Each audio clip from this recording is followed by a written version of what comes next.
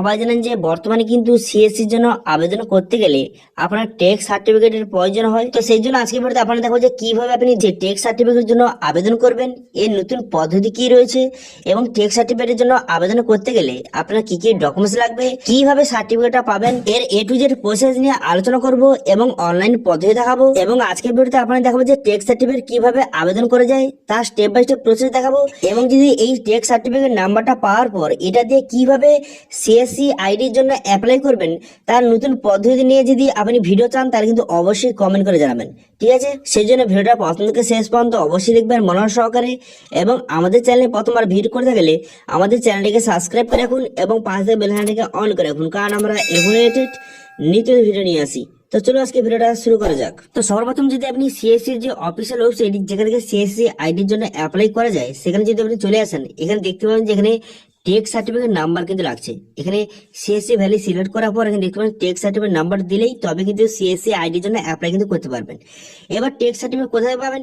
তো সেই জন্য কিন্তু এই অফিসিয়াল ওয়েবসাইটে চলে আসবেন, এর লিঙ্ক ভিডিও ডেসক্রিপশনে দিয়ে দেবো, সেখান থেকে ডাইরেক্ট এখানে চলে আসবেন। এখানে চলে আসার পর এরপর লগ ইন উইথ আস অপশনে ক্লিক করবেন। এখান থেকে আপনাকে টেক্সট সার্টিফিকেটের জন্য আবেদন কিন্তু করতে হবে। তো সেই জন্য প্রথমে রেজিস্টার অপশনে কিন্তু ক্লিক করবেন। রেজিস্টার অপশনে ক্লিক করার সঙ্গে সঙ্গে আপনার সামনে এমআইডি পেজ কিন্তু ওপেন হয়ে যাবে। এখান থেকে প্রথমে আপনাকে রেজিস্ট্রেশনটা কমপ্লিট কিন্তু করতে হবে। তো রেজিস্ট্রেশন করার জন্য এখানে কিছু ডিটেলস কিন্তু আপনাকে বসাতে হবে। তো যেমন কি কি বসে দেবেন, প্রথম দেখতে পাচ্ছেন নাম, আপনার নামটা সঠিকভাবে বসিয়ে দেবেন। বসিয়ে দেওয়ার পর আপনার মোবাইল নাম্বারটা বসিয়ে দেবেন। তারপর কিন্তু আপনার ইমেল আইডি, আপনার যদি ইমেল আইডি সঠিকভাবে এখানে বসিয়ে দেবেন। বসিয়ে দেওয়ার পর তারপর কিন্তু আপনার বাবার নাম, এখানে আপনার বাবার নামটা বসিয়ে দেবেন, অথবা আপনার মায়ের নাম বসাতে পারেন, কোনো রকম সমস্যা নেই। তারপরে স্টেট, এদের স্টেটটা কিন্তু আপনি সিলেক্ট কিন্তু করে নেবেন। স্টেটটা সিলেক্ট করে নেওয়ার পর তারপর কি করবেন, এখানে গিয়ে ডিস্ট্রিক্টটা সিলেক্ট করে নেবেন। তারপরে অ্যাড্রেস, আপনার অ্যাড্রেসটা সঠিকভাবে বসিয়ে দেবেন। অ্যাড্রেসটা বসিয়ে নেওয়ার পর তারপর আপনি কি করবেন, তারপরে জেন্ডার, এখান থেকে জেন্ডারটা সিলেক্ট করে নেবেন। আপনি মেল বা ফিমেল এখান থেকে সিলেক্ট করে নেওয়ার পর তারপরে ডেট অফ বার্থ এখানে সঠিকভাবে বসিয়ে দেবেন। আপনার ডেট অফ বার্থটা বসিয়ে দেওয়ার পর তারপরে কি করবেন, এখানে কিন্তু আপনার ফটো, এখানে আপনার ফটোর কিন্তু আপলোড কিন্তু করে দেবেন।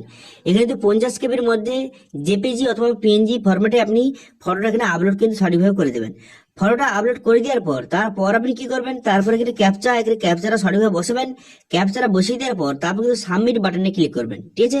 তো সমস্ত ডিটেলসটা বসিয়ে দেওয়ার পর সাবমিট বাটনে ক্লিক করার সঙ্গে সঙ্গে একটু লোডিং হবে। লোডিং হয়ে যাওয়ার পর তারপর কিন্তু সরাসরি আপনাকে এই পেমেন্টের পেজে কিন্তু নিয়ে চলে আসবে।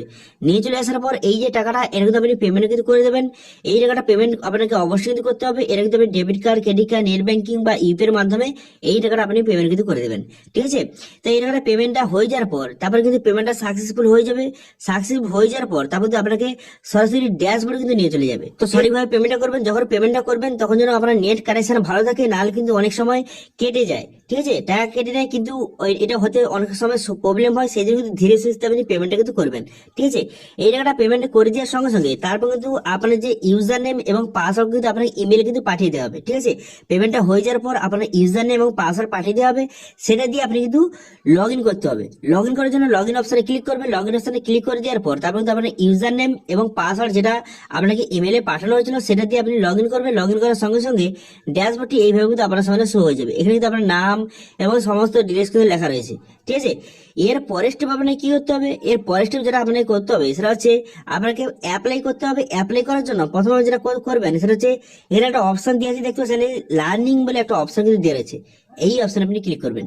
এই লার্নিং অপশনে ক্লিক করার সঙ্গে সঙ্গে এখানে কিন্তু বিভিন্ন মডিউল এখানে আপনার সামনে শো হয়ে যাবে। এখানে বিভিন্ন রকম মডিউল কিন্তু দেওয়া রয়েছে। এগুলো কিন্তু প্রথমে আপনি দেখে নেবেন, এগুলো থেকে আপনার কোশ্চেন কিন্তু আসবে, ঠিক আছে? সেই জন্য কিন্তু একটা মডিউল এখান থেকে আপনি চেক করে নেবেন যে এখানে এই পেপারগুলি ভালো করে একটু দেখে নেবেন বা পড়বেন। এখান থেকে কিন্তু কোশ্চেন আসবে, ঠিক আছে? এখানে আপনার যে কোর্সটা কমপ্লিট করতে হবে, একটা এক্সাম কিন্তু দিতে হবে।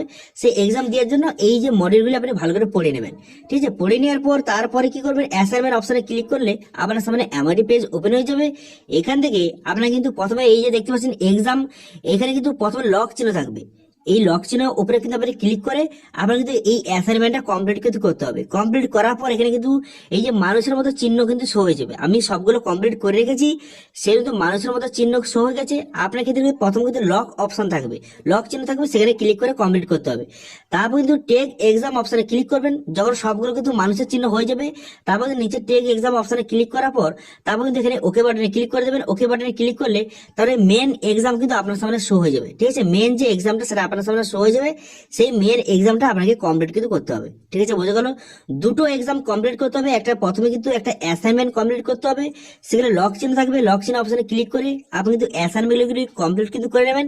সবগুলো অ্যাসাইনমেন্ট কমপ্লিট হয়ে যাওয়ার পর তারপর কিন্তু মেন এক্সাম দেওয়ার জন্য টেক এক্সাম অপশনে ক্লিক করে সেখান থেকে মেন এক্সামটা আপনাকে কমপ্লিট কিন্তু করতে হবে। মেন এক্সামটা কমপ্লিট হয়ে যাওয়ার পর তারপরে যখন ড্যাশবোর্ডে আসবেন, ড্যাশবোর্ডে আসার পর এখানে দেখতে পাচ্ছেন অ্যাসাইনমেন্ট কিন্তু কমপ্লিট হয়ে গেছে। হয়ে যাওয়ার পর তারপরে একটা সার্টিফিকেট কিন্তু জেনারেট হয়ে গেছে।